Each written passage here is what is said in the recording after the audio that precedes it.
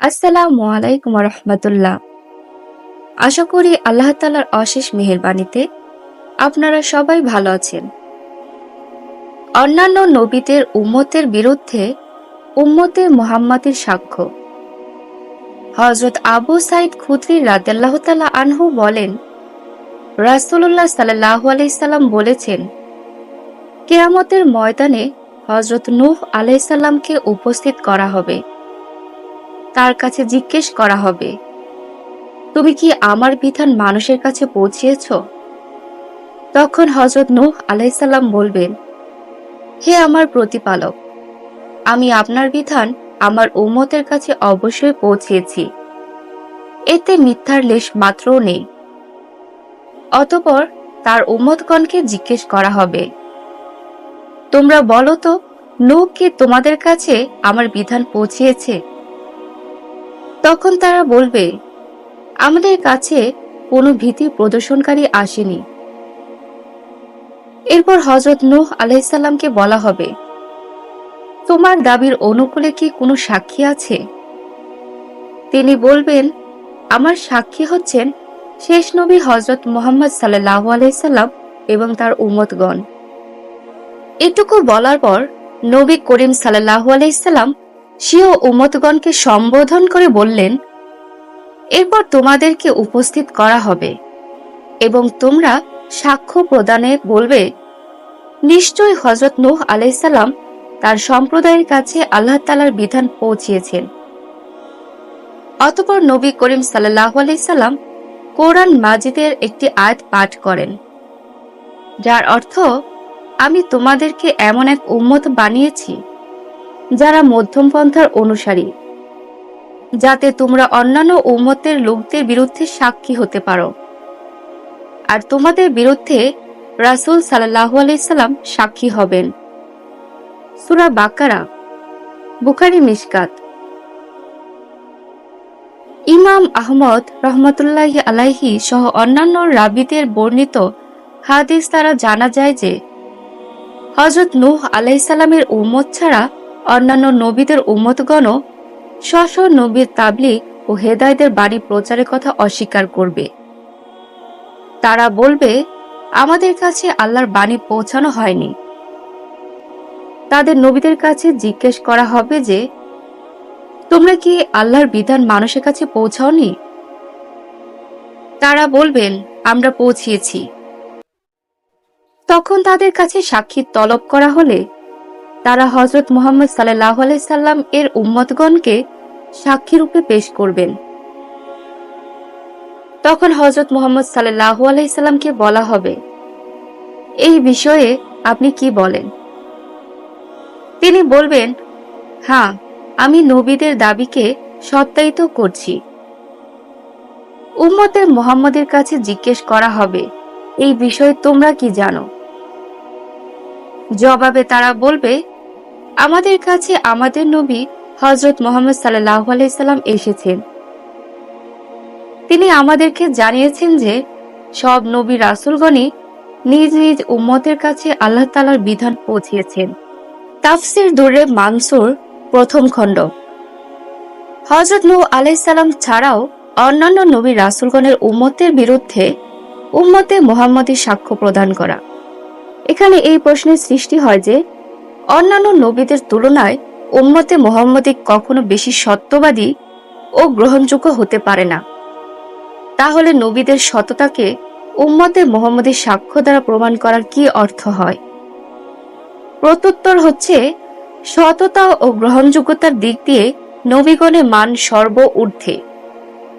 যেহেতু পরকালের এই মামলায় দুটি গ্রুপ হবে, এই কারণে সেখানে সুবিচারের জন্য সাক্ষীর প্রয়োজন। তাই সাক্ষীগণ যদিও নবীদের তুলনায় নিম্নমানের হবে, কিন্তু তাদের সাক্ষ্য ও সততার গ্রহণযোগ্য হওয়ার কথা স্বয়ং মহানবী সাল্লাল্লাহু আলাইহি সাল্লামই বলেছেন। যেমন কোনো সরকারি পদস্থ কর্মকর্তা কোনো বেয়াদব চাপরাশির মামলার গ্রুপ হলে তখন সর্বোচ্চ বিচারকের আদালতে ওই পদস্থ কর্মকর্তার সাক্ষ্য চাওয়া হয়, যদিও পদস্থ কর্মকর্তার তুলনায় চাপরাশি ব্যক্তির মান অনেক নিম্নে হয়। অতঃপর সাক্ষ্য সততার ভিত্তিতেই বিচার করা হয়। এর দ্বারা আরেক জিজ্ঞাসারও জবাব পাওয়া যায়। জিজ্ঞাসাটি হলো, যারা নবুয়ত ও বিধান পৌঁছানোর কথা অস্বীকার করে, তারা তখন একথাও বলতে পারে যে, আমরা যখন নবীগণকে সত্যবাদী স্বীকার করিনি, তখন উম্মতে মুহাম্মাদীকে কেন সত্যবাদী রূপে সমর্থন করব? এর উত্তর হলো, এরূপ কোনো কথা বলারই তাদের কোনো অধিকার থাকবে না। কেননা বাদী যখন সাক্ষী পেশ করে, তখন যদি বিবাদী সাক্ষীগণকে মিথ্যাবাদী প্রমাণ করতে পারে, তখনই সাক্ষীগণকে প্রত্যাখ্যান করা হয়। সাক্ষী পেশ হওয়ার পর বিবাদী শুধু এই কথা বলাই যথেষ্ট হবে না যে, আমি তাদেরকে সত্যবাদী মনে করি না। আর এটা অবিসংবাদিত বিষয় যে, বিবাদী তাদেরকে সত্যবাদী মনে করুক বা না করুক, বিচারের জন্য বিচারকের কাছে তারা সত্যবাদী হওয়াই যথেষ্ট। নবীদের কাছে জিজ্ঞাসাবাদ। হাসরের ময়দানে আল্লাহ তাআলা যেমন প্রত্যেক নবীর উম্মতগণের কাছে জিজ্ঞাসাবাদ করবেন, তেমনি নবীদের কাছেও জিজ্ঞাসাবাদ করা হবে। কোরআন মাজিদে আল্লাহ তাআলা বলেন, যাদের কাছে নবী রাসূল পাঠানো হয়েছে, আমি অবশ্যই তাদের কাছে জিজ্ঞাসা করব এবং নবী রাসূলগণকেও জিজ্ঞাসা করব। সূরা আরাফ প্রথম রুকু। আল্লাহ তাআলা আরো বলেন, আর যেদিন তাদেরকে ডেকে জিজ্ঞেস করা হবে, তোমরা নবীদের আহ্বানে কি উত্তর দিয়েছিলে? সুতরাং সেদিন তাদের থেকে সমস্ত বিষয় বিলীন করা হবে। তারা পরস্পর জিজ্ঞাসাবাদও করতে পারবে না। সূরা কাসাস সপ্তম রুকু। অর্থাৎ উম্মতের নিকট নবীদের সম্পর্কে জিজ্ঞেস করা হবে যে, তোমরা তাদের ঈমান ও নেক আমলের দাওয়াতে কি উত্তর দিয়েছিলে? তখন তারা কোনো উত্তরই দিতে পারবে না। কোরআন মাজিদের অন্য এক আয়াতে আল্লাহ তাআলা বলেন, সেদিন আল্লাহ তাআলা সব নবী রাসূলকে একত্রিত করে জিজ্ঞেস করবেন যে, তোমরা উম্মতের পক্ষ হতে কি জবাব পেয়েছিলে? তখন তারা বলবেন, আমাদের কোনো কিছুই জানা নেই। নিঃসন্দেহে আপনি সমস্ত গোপন বিষয়ে সবিশেষ অবহিত। সূরা মায়েদা 15 রুকু। নিজ নিজ উম্মতের সম্মুখে নবী রাসূলদের কাছে এই জিজ্ঞাসাবাদ হবে। বলা হবে, তোমরা যখন এদের সত্যের দাওয়াত দিয়েছিলে, তখন তারা তোমাদেরকে কি জবাব দিয়েছিল? এই সময় মহান আল্লাহ তাআলার মহত্ব ও প্রতিপত্তি প্রকাশ পাবে। তখন তার প্রতিপত্তির কারণে সকলেই ভীত হয়ে পড়বে। সীমাহীন ভয়ভীতির কারণে তারা আল্লাহ তাআলার সম্মুখে বলবে, আমাদের কোনো জ্ঞান নেই। তাদের মুখ থেকে এর চেয়ে বেশি কিছু বের হবে না। রাসূলুল্লাহ সাল্লাল্লাহু আলাইহি সাল্লামের সাক্ষ্য। মহাবিচারের দিন আল্লাহ তাআলা বিশ্বনবী হযরত মুহাম্মদ সাল্লাল্লাহু আলাইহি সাল্লামকেও একজন অন্যতম সাক্ষীরূপে উপস্থিত করবেন। এই প্রসঙ্গে আল্লাহ তাআলা বলেন, যখন প্রত্যেক উম্মত হতে একজন সাক্ষী উপস্থিত করব এবং আপনাকে তাদের বিরুদ্ধে সাক্ষী রূপে উপস্থিত করব, তখন কি অবস্থা হবে? সূরা নিসা ৬ষ্ঠ রুকু। এই আয়াত দ্বারা প্রত্যেক উম্মতের নবী এবং প্রতিটি যুগের পুণ্যবান বিশিষ্ট লোকের সাক্ষী প্রদানের কথা বোঝানো হয়েছে। তারা মহাবিচারের দিন মানুষের বাধ্যতা ও অবাধ্যতার অবস্থা সম্পর্কে সাক্ষ্য প্রদান করবেন। উপরোক্ত আয়াতে আপনাকে তাদের বিরুদ্ধে সাক্ষীরূপে উপস্থিত করব কথাটির মর্মার্থ হচ্ছে, অন্যান্য নবীদের মতো আপনিও নিজ উম্মতের অবস্থা ও আমল আখলাক সম্পর্কে সাক্ষ্য দিবেন। এখানে তাদের শব্দ দ্বারা অন্যান্য নবীদের প্রতি ইঙ্গিতের সম্ভাবনা বিদ্যমান। এই অবস্থায় মর্মার্থ হবে, বিশ্বনবী হযরত মুহাম্মদ সাল্লাল্লাহু আলাইহি সাল্লাম অন্যান্য নবীদের সততা এবং দায়িত্ব পালন সম্পর্কে সাক্ষ্য দিবেন। যখন তাদের উম্মতগণ তাদেরকে মিথ্যাবাদী প্রতিপন্ন করবে। এখানে এই মর্মার্থ হওয়ার সম্ভাবনা বিদ্যমান রয়েছে যে তাদের শব্দ দ্বারা কাফেরদের প্রতি ইঙ্গিত করা হয়েছে, যার আলোচনা পূর্ববর্তী আয়াতে এতে করা হয়েছে। এই অবস্থায় অর্থ হবে, অন্যান্য নবীগণ নিজ উম্মতের কাফেরদের কুফরি সম্পর্কে যেরূপ সাক্ষ্য প্রদান করবেন, অনুরূপ আপনিও তাদের খারাপ আমল সম্পর্কে সাক্ষী হবেন।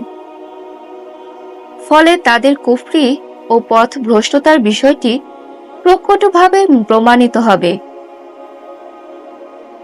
হযরত ঈসা আলাইহিস সালামের কাছে জিজ্ঞাসাবাদ। হাসরের ময়দানে হযরত ঈসা আলাইহিস সালামের কাছেও জিজ্ঞাসাবাদ করা হবে। এই প্রসঙ্গে আল্লাহ তাআলা বলেন, যখন আল্লাহ তাআলা বলবেন, ওহে ঈসা ইবনে মরিয়ম, তুমি কি লোকদেরকে এই কথা বলেছ যে তোমরা আল্লাহ তাআলাকে বাদ দিয়ে আমাকে এবং আমার মাতাকে মাবুদ রূপে গ্রহণ করো? সূরা মায়েদা শেষ রুকু। তখন হযরত ঈসা আলাইহিস সালাম উত্তরে যে কথা বলবেন তা কোরআনের ভাষায় এইভাবে বলা হয়েছে। হযরত ঈসা আলাইহিস সালাম বলবেন, আপনি সর্বপ্রকার দোষমুক্ত ও পবিত্র সত্তা। আমার পক্ষে সেই কথা বলা কোনো ক্রমে শুভনীয় নয় যে কথা বলার কোনো অধিকার আমার নেই। এরূপ কোনো কথা আমি যদি বলে থাকি তাহলে অবশ্যই আপনার তা জানা আছে। আমার অন্তঃকরণের কথা তো আপনি ভালো জানেন, কিন্তু আপনার জ্ঞানে যা কিছু আছে তা আমার জানা নেই। নিঃসন্দেহে আপনি গোপন বিষয়ে ভালোভাবে অবগত। আমি তাদেরকে কেবল সে কথাই বলেছি যা আপনি আমাকে বলতে নির্দেশ দিয়েছেন, আর তা হলো তোমরা একমাত্র আল্লাহরই ইবাদত করবে, যিনি হচ্ছেন আমার প্রতিপালক এবং তোমাদের প্রতিপালক।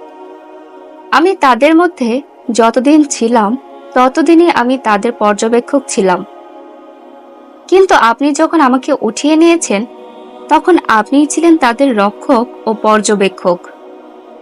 আপনি প্রতিটি বস্তু ও বিষয় সম্পর্কে পূর্ণরূপে ওয়াকিফাল। আপনি যদি তাদেরকে শাস্তি দেন তো দেয়ার অধিকার আছে, কেননা তারা আপনারই বান্দা। আর যদি আপনি তাদেরকে ক্ষমা করে দেন তবে তারও অধিকার আপনারই রয়েছে, কেননা আপনিই হচ্ছেন প্রতাপশালী ও প্রজ্ঞাময় সত্তা। সূরা মায়েদা শেষ রুকু। এই আয়াতে যদিও ক্ষমার কথা উত্থাপন করা হয়েছে, কিন্তু যারা কাফের ও মুশরিক অবস্থায় মৃত্যুবরণ করেছে তাদের ক্ষমা লাভের বিধান নেই। খ্রিস্টানদের মধ্যে যারা কুফরি ও শিরকি করা অবস্থায় মৃত্যুবরণ করে নিঃসন্দেহে তারা জাহান্নামী হবে, কেননা তারা নিজেদের নবীর হেদায়েত বর্জন করে পথ ভ্রষ্ট ও কাফের হওয়ার কারণে অবশ্যই তাদেরকে চিরন্তন শাস্তি ভোগ করতে হবে।